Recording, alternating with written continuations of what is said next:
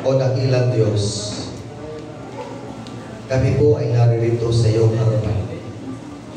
Nagpapakumbaba po kami lumalapit sa iyo. Patawarin mo po kami sa lahat ng aming mga sala. Ito man ay sinasadya o hindi sinasadya.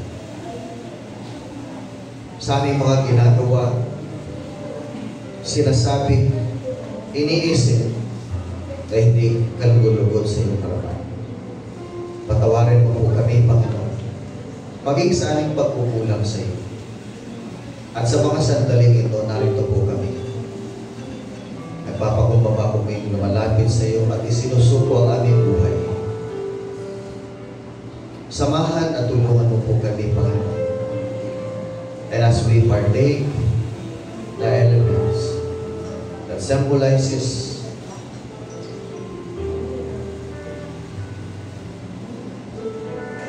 yung bread na sumisimbolo ng iyong katawan at ang sarong na sumisimbolo ng iyong dugo. Habang ito po ay aming ipapartake sa oras na ito, patuloy mo pong ipaalala sa amin kung gaano kakabuti. Ipaalala mo sa amin ang lahat ng ginawa mo sa aming buhay. Ganon din po sa lahat ng pinagkaloob mo sa amin. At patuloy ka namin alalahanin, Panginoon. Higit pa sa mga pagpapala na iyong pinagkaloob, kundi alalahanin ka namin, Panginoon, dahil ikaw ang aming Diyos.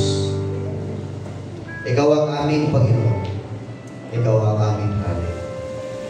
Lord, sa oras na ito, hinihiling po namin na patuloy niyo pong basbasan ang mga elemento nito at lahat po ng magpapartake nito na hindi lamang po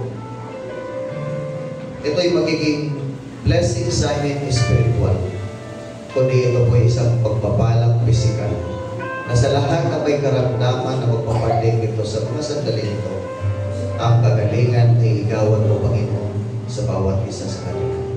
Maraming salamat po, Diyos. Ang lahat ng ito sa iyo po namin, Panginoon, ipinagkakatiwala sa ngalan ni Jesus, naming Panginoon. Amen. Noong gabing bago ipagkanulo ng ating Panginoong Jesus, sa itumampot ng tinapay, pagkatapos ng manalangin, sinabi niya sa kanyang mga alagad, ang tinapay na ito ay simbolo ng aking katawan. Tuwing kayo ay kakain ito, alalahanin ninyo ang aking kapatayan at ulit pagkabalik. Ganon din po, pagkatapos maghapunan, ay tumampot naman siya ng sarong.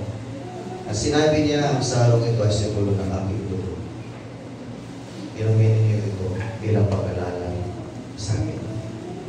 Manatili po kayo sa inyong kinaupuan.